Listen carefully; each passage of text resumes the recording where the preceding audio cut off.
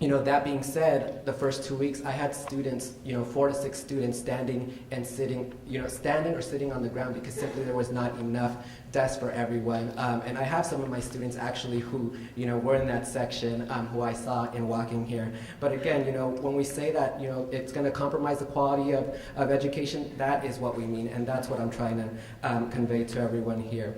The student undergrad experience, there's a lot of students who come talk to me during office hours and who, share their struggles, their stories of how they will not be able to return and enroll next quarter in the spring or even next year. We know who, our target is, who we need to educate, and it really is not, per se our university leadership, but it really is the general public, the state, the taxpayers, the legislature, because that is really where a lot of the funding is held up and directed there. So, with that, wanted to, just draw a parallel to, the leadership in the Senate and to a similar, in a similar pickle, if you will, earlier this week with the debate for the health insurance. Representative or Senator Olympia Snowe said that when history calls, and she went on to say that she happens to think that the consequences of inaction dictate the urgency, and I'll draw the parallel to the campus community, to take every opportunity to demonstrate its capacity to solve the monumental issues of our time. With that, another student came in to see me yesterday and just said, shared with me that, she was talking with some of her peers, and she shared that, she said how we are going to be known as the generation who went to school, during the Second Great Depression. And so again, that's really the severity of the moment. Rather than being focused on the now, we really need to look at the larger picture. That being said, we turn to university leadership to see what they are doing to take a lead from them. And just want to also, the academic chair mentioned the suggestion to submit op-ed pieces and whatnot. As a matter of fact, today our friend Michelle Obama, who spoke at one of our sister campuses, wrote an op-ed piece in, what was it, the U.S. News and World Report, that magazine that we all love for its rankings. But in that op-ed today, she said that we are looking for a new generation of leaders in our nation's schools. And by that, I do not mean a new generation amongst the people who are there, but really turning the page. Much like our country turned the page on international diplomacy and look for smart politics, we need to turn the page to this new era of leadership. We are looking at unprecedented fee increases. There's going to be a major fee increase, 16%, tentatively scheduled to be voted on in November, actually at the Regents meeting, which will be taking place here November 17th through 19th, and again later in the year. To go into effect next fall. So really it is unprecedented. Following the fee trends for the last 10 years, we see that there has been a 170% fee increase. We have information that we received from our meeting with UC President Mark Waugh, and have data from them. One of the things that I really appreciated from his leadership was his blatant or brutally, how was it reported? His being brutally honest about the situation. We all know, and I wrote to Chancellor Block saying that we all know that these times are going to ask for more from all of us, but we are really looking for that shared sacrifice from everyone, and not necessarily to be taxed unfairly or inequitably on the backs of students. So just in wrapping up, that being said, this really, and I've said this at the graduate student orientation, where we had over 1,500 new graduate and professional students, but I said how it's often too easy to fall into our departments, our offices in Murphy, our offices throughout campus, and this is really a wake-up call to the reality that can be easy for too many to ignore as they go about their daily lives.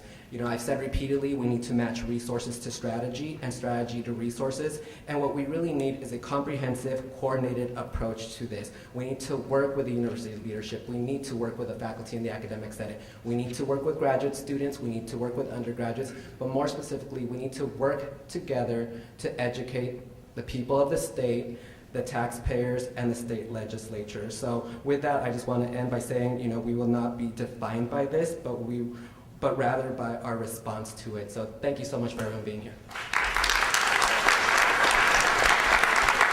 Thank you very much, Miguel Lopez. And our final speaker on the first panel is Dewan Farmer, who will be representing the Undergraduate Student Association Council. Dewan.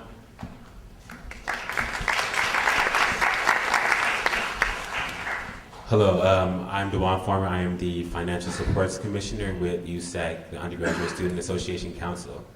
And I want to start off by saying that students are facing a new level of financial burden. And it's very, very unfortunate especially for a lot of the returning students to really be able to experience a substantial difference that happens within a summer, to come from spring, to come back in fall, and find so many resources taken away. So we have Cobell tutorials that only offers lower division science and math classes. We have APs reductions. We have Night Pal that's in jeopardy. We have all these things that we have utilized to really maximize our experience being taken away. And not only that, but we have our own faculty struggling to actually support us. We have TAs who are being overburdened. We have all these other factors, and all that comes together to say that students will not get a quality education in this environment. What are we going to do about it? And at this point, there's no denying that we are in a very hard time. And it's my sincere hope that we are not going to deal with the Great Depression like we dealt with it almost 100 years ago. And that we've learned from those experiences, can recognize how we can be more proactive about making sure that we maximize what we have, and that we provide students with the tools to make sure that they are able to improve themselves, to manage themselves, and be financially responsible. And so it's not enough just to cut the numbers, but we also have to make sure that we give students, we say we're going to cut, if we're going to cut, we prepare them for that sacrifice, and we help to give them the tools in order to actually succeed in this environment that they're not used to, that they're not prepared for, and that they're not, with the previous tools that they had before, prepared to take these next steps to succeed, because the resources that they depended on are gone. We often leave out a lot of different aspects of student experience. We have the AB 540 community that receives no support from financial aid, who may be in jeopardy of receiving a 30% increase within the next year and dealing with that struggle. And we have the entire world around us that's dealing with this. California is dealing with this budget all together. And we have parents who are losing their jobs, who are getting furloughs as well, who are getting cut in so many areas. And so now, guess what the student is doing? The student is stressed. The student is losing focus on why they're here. And no one's addressing these issues. CAPS is struggling. So what can we do? And what kind of additional support can we provide? But we cannot just allow our students just to be consistently put in jeopardy of succeeding, because then we're losing the true essence, beyond research, beyond all the other wonderful things that UCLA has to offer. We're losing the value of the education, the quality of experience that we've had here for a very long time, that has continued to bring people here. And a new addition to this, that as we continue to cut 300 per year, we are in jeopardy of going back to a time where we were, where the diversity at UCLA was minimized. Just 4 years ago, we had 96 African Americans here.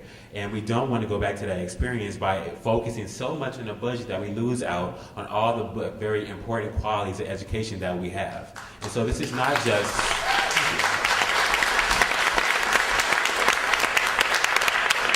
And so it's very important to emphasize this is not just a budgetary issue. This is an issue that is going to affect the student as a whole. And we have to think about this not just within the monetary values, but also the other skill sets, the other important aspects of the campus climate that we can make an impact on just by being more dedicated to making that kind of change. And so these are the next steps that we have to take. Instead of just focusing on the negative aspects, what can we do to make sure that students maximize their experiences here? Thank you very much, Dewan Farmer.